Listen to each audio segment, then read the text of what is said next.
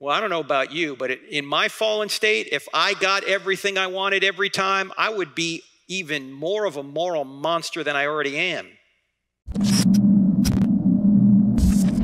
How do you approach spreading God's word to someone who already hates God? Wow. Why do you think they hate God?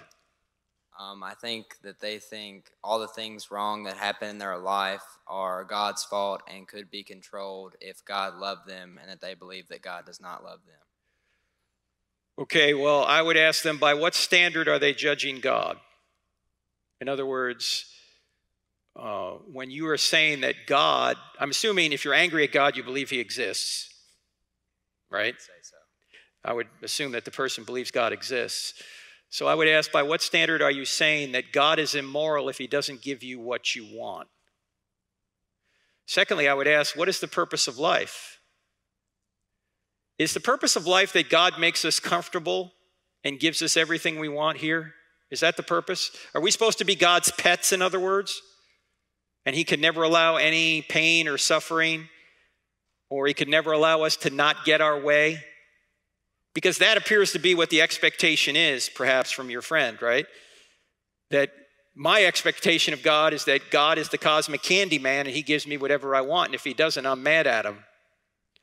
Well, I don't know about you, but in my fallen state, if I got everything I wanted every time, I would be even more of a moral monster than I already am.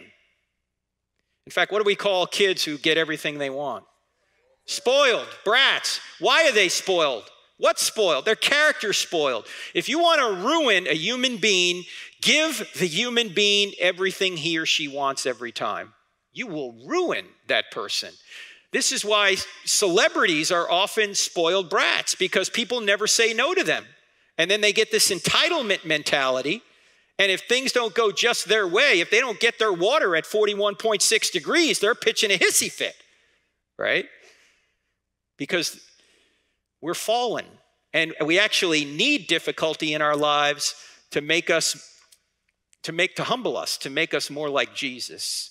And if Jesus learned obedience through suffering, as the scriptures say, don't you think we have to learn obedience through suffering? So I think the premise of your friend's question is really that God has to give me everything I want, or he's not a good God. I think that premise is false.